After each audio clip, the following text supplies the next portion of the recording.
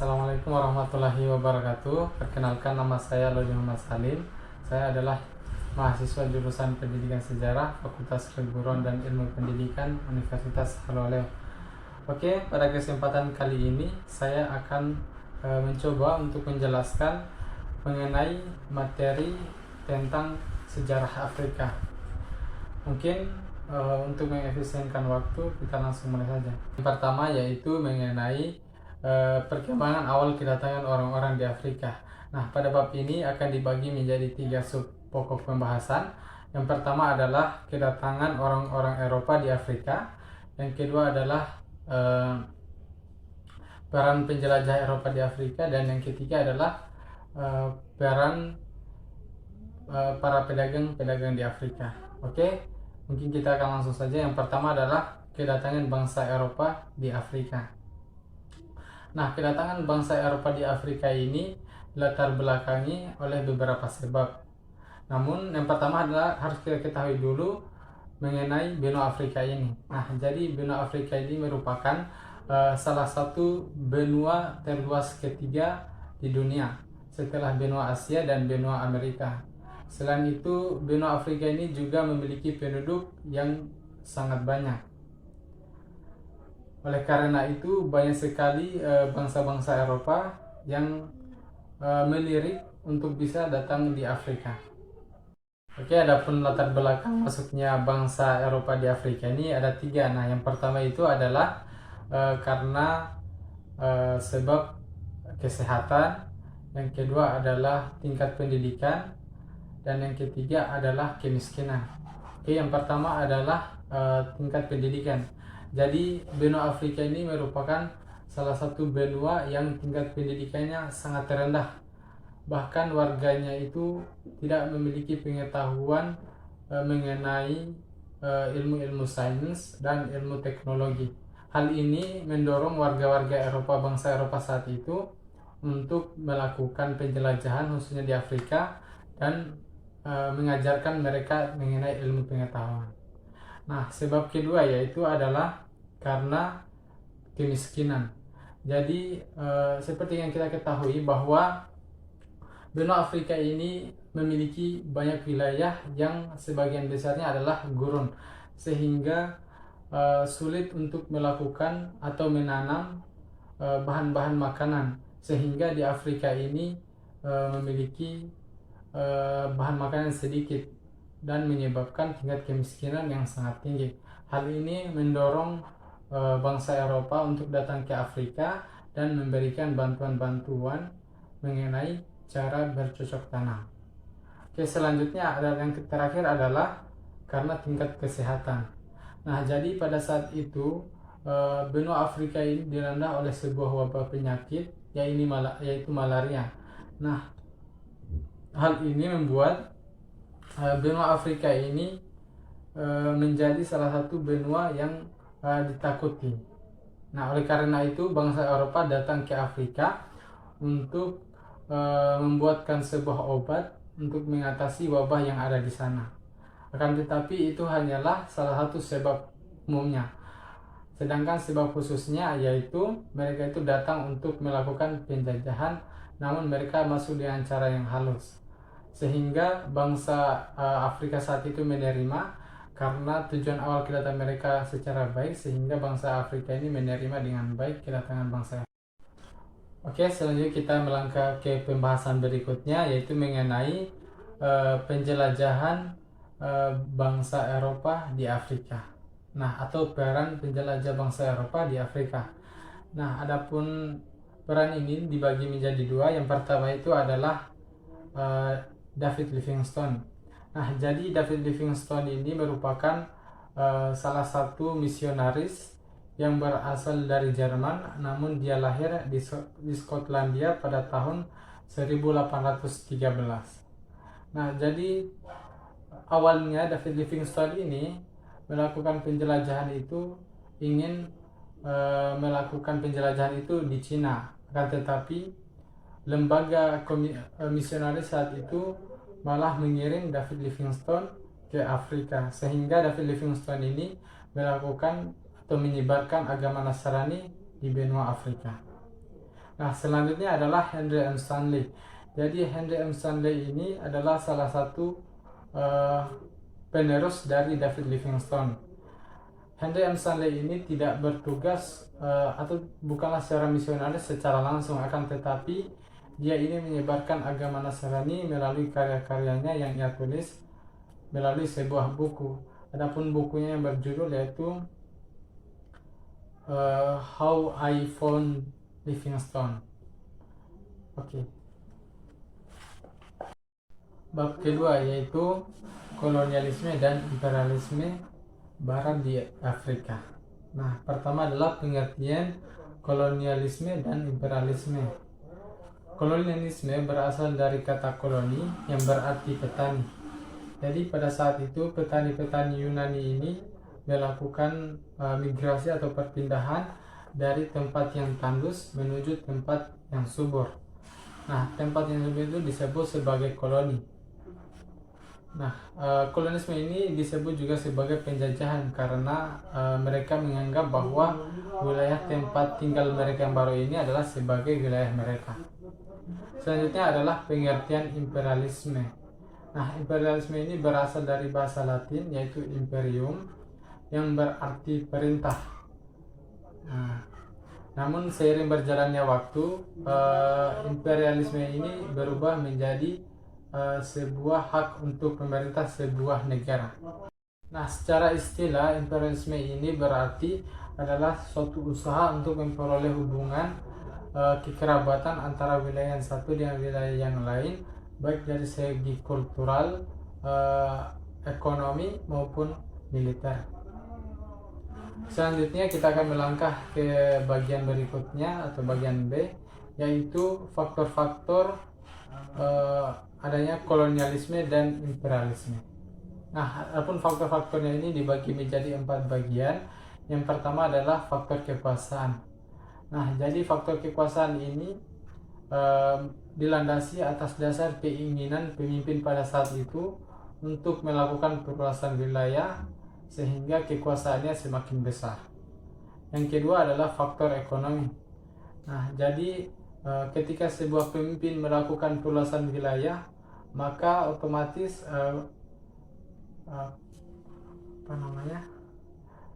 hasil pangan itu akan diberikan sepenuhnya kepada kerajaan ataupun negara koloni tersebut. Selanjutnya adalah faktor ideologi atau agama. Nah, hal yang membuat juga terjadinya sebuah kolonialisme dan imperialisme ini adalah karena adanya faktor ideologi, yaitu keinginan sebuah negara untuk menyebarkan ideologinya kepada negara-negara jajahannya. Selain itu juga adalah faktor agama, yaitu mereka berkeinginan untuk menyebarkan agama mereka kepada negara-negara yang lain yang menjadi jajahan mereka. Dan yang keempat adalah faktor militer. Jadi mereka ini melakukan imperialisme dengan tujuan untuk memperluas wilayah, sehingga ketika terjadi perang, wilayah tersebut bisa dijadikan untuk tempat melakukan perang. Oke, yang bagian C-nya adalah penjelajahan Spanyol dan Portugis di Afrika. Nah, penjajahan Spanyol dan Portugal ini di Afrika ini dilatar belakangi karena bangsa Afrika saat itu yang masih terbelakang baik dari segi bidang ilmu pengetahuan maupun teknologi ataupun di bidang kesehatan. Hal ini memudahkan bangsa Eropa saat itu menjajah bangsa Afrika. Jadi penjajahan bangsa Spanyol dan Portugis ini dimulai pada abad ke-15, di mana mereka menaklukkan benua Afrika oleh yang pertama kali adalah orang-orang Portugis dengan merebut Pulau Ceuta dari orang-orang Islam, yang dilanjutkan dengan menduduki Tanjung Bajador. Oke, selanjutnya adalah bagian D, yakni penjajahan bangsa Perancis di Afrika. Nah, penjajahan bangsa Perancis di Afrika ini pada umumnya sama dengan penjajahan bangsa Portugal dan bangsa Spanyol, yakni tujuan dari bangsa Perancis menjajah Afrika adalah untuk membangun perekonomian negaranya. Sudahlah. Oke, selanjutnya kita akan melangkah ke bagian D, yakni sejarah penjajahan Prancis di Afrika. Nah, pada umumnya penjajahan Prancis di Afrika ini sama dengan penjajahan yang dilakukan oleh bangsa Spanyol dan bangsa Portugis, yakni tujuan mereka ini adalah untuk membangun perekonomian negaranya masing-masing. Nah, penjajahan Prancis di Afrika ini dimulai pada tahun 1830 di Afrika Utara dan berkembang hingga ke Afrika Tengah pada awal tahun 1900-an. Nah,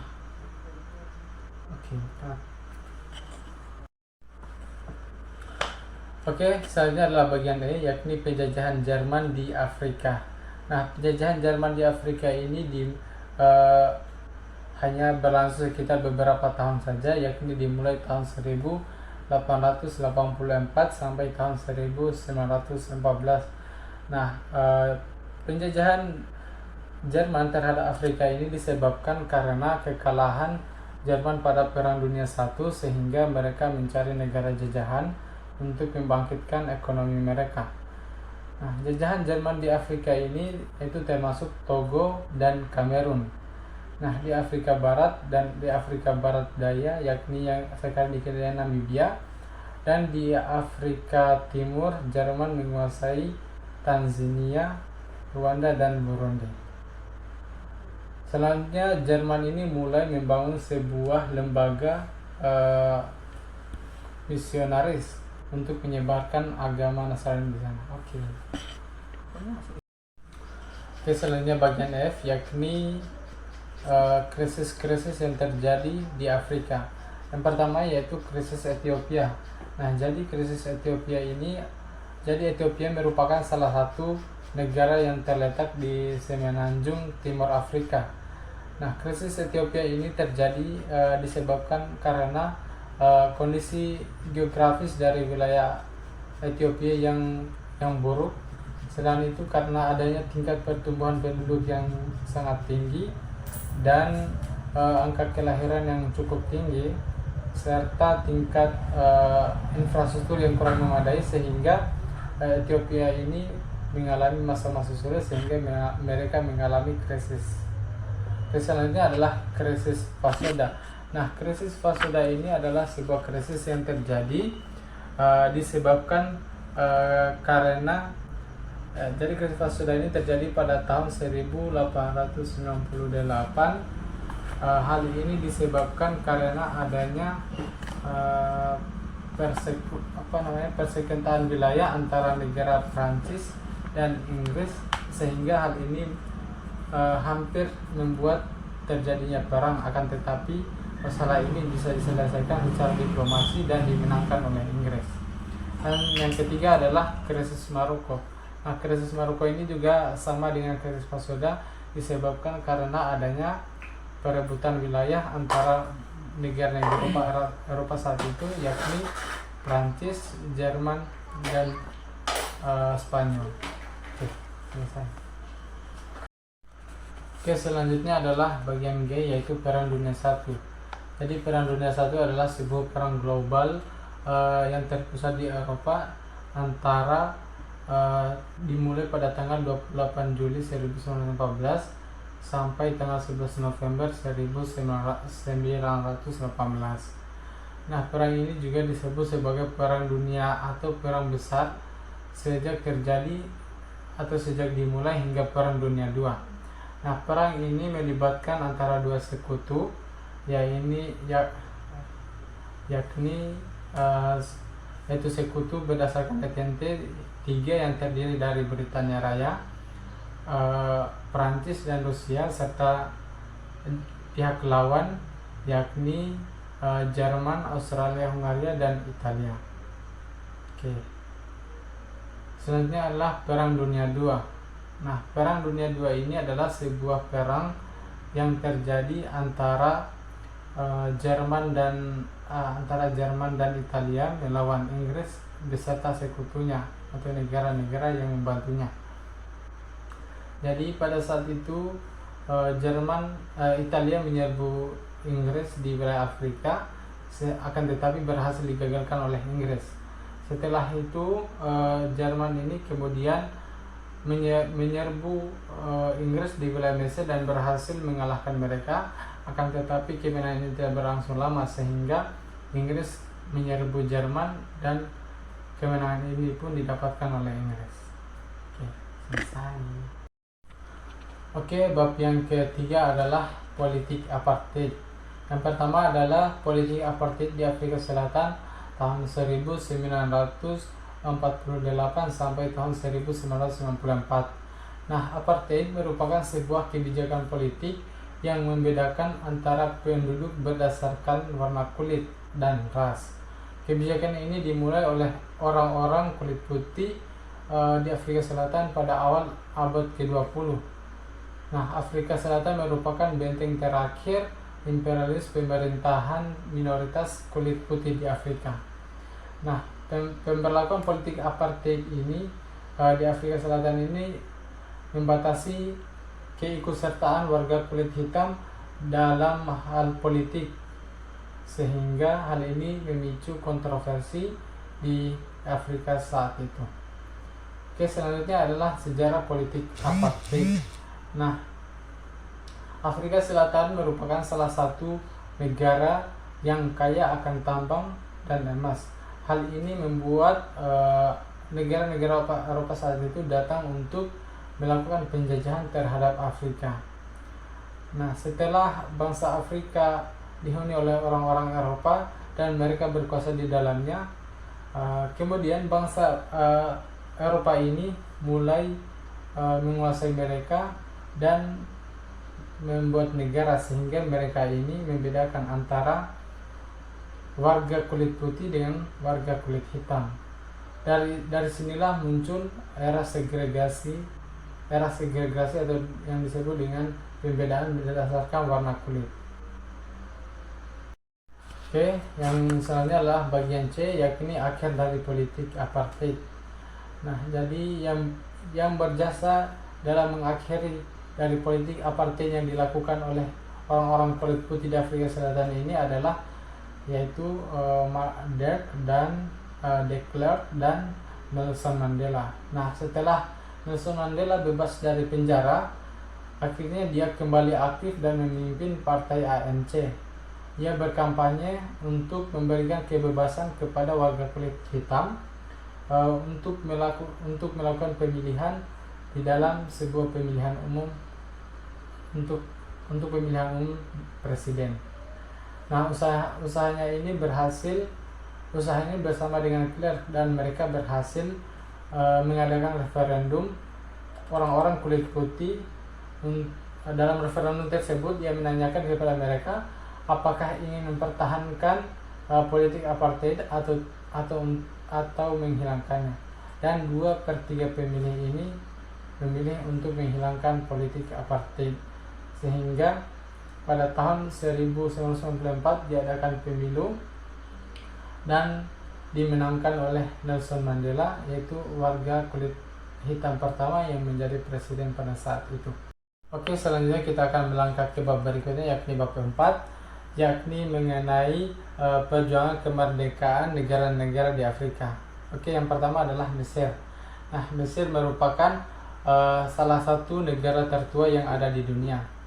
Jadi pada masa Perang Dunia II, saat itu Mesir ini masih diperebutkan oleh Perancis dan Inggris, sehingga perebutan ini pun didasari karena adanya terusan Suez yang merupakan salah satu tempat yang sangat strategis menjadi jalur sebuah perdagangan. Nah, baru pada tahun 1952 lahir seorang tokoh yaitu nasionalis, yaitu Kapten Najib. Nah, dia ini berhasil meruntuhkan kekuasaan Raja Farouk saat itu yang melindungi para koruptor, dan dia berhasil mendirikan negara Mesir pada saat itu melalui revolusi sosial. Oke, selanjutnya adalah gerakan kemerdekaan Tunisia. Nah, jadi gerakan kemerdekaan Tunisia ini sudah banyak dilakukan, kan tetapi selalu mengalami kegagalan. Namun pada tahun 1952 Tunisia ini membawa masalah ini ke Dewan PBB dengan harapan mereka bisa menemukan penyelesaian dari masalah tersebut. Nah, setelah melalui perundingan yang cukup panjang dan perjanjian, akhirnya pada tahun 1956 negara Tunisia berhasil mencapai kemerdekaannya. Oke, selanjutnya adalah gerakan kemerdekaan Maroko. Sama seperti dengan Tunisia, Maroko ini juga melakukan gerakan-gerakan perjuangan untuk mencapai kemerdekaan dengan dua cara, yakni melalui kekerasan dan melalui perundingan. Melalui kekerasan ini, Maroko selalu mengalami kegagalan karena mereka kekurangan persenjataan militer. Namun mereka mencoba juga dengan cara perundingan. Mereka membawa masalah ini ke Dewan PBB dan mereka berhasil mencapai kemerdekaan pada tahun yang sama dengan kemerdekaan Tunisia, yakni pada tahun 1956.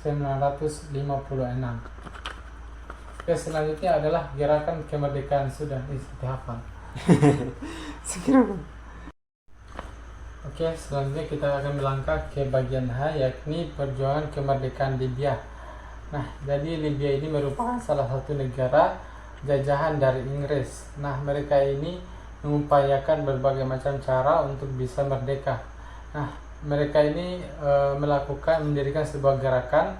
Gerakan ini didirikan oleh Said Muhammad Al-Sanusi. Nah, gerakan ini secara gigih mengadakan perlawanan terhadap penguasa Libya saat itu, kan tetapi selalu gagal. Namun pada tahun 1952 mereka berhasil mendapatkan bantuan dari Italia sehingga mereka berhasil mendapatkan kemerdekaannya. Selanjutnya kita melangkah ke bagian I, yakni pembentukan negara Afrika Selatan. Nah, Afrika Selatan dibentuk di benua Afrika di wilayah yang paling selatan di benua Afrika. Negara ini mulai terkenal karena ditemukannya Tanjung Harapan oleh Bartholomeus Dias. Nah, selanjutnya adalah masalah yang dihadapi oleh negara-negara Afrika pasca kemerdekaan. Nah, masalah yang dihadapi ini ada dua. Yang pertama adalah masalah politik. Nah, masalah politik ini terjadi karena banyaknya suku, ras, serta etnik. Selain itu juga adanya warisan politik kolonialisme, sehingga membuat sering terjadi perang saudara dan perang perebutan kekuasaan di dalam pemerintahan negara Afrika. Karena itu adalah masalah sosial ekonomi. Nah, masalah sosial ekonomi ini berkaitan dengan masalah korupsi. Nah, pada saat negara-negara Afrika ini bebas dari penjajahan, ekonomi mereka sebenarnya mulai membaik. Namun karena adanya korupsi, sehingga membuat negara di Afrika ini mengalami kemunduran akibat kekurangan dana.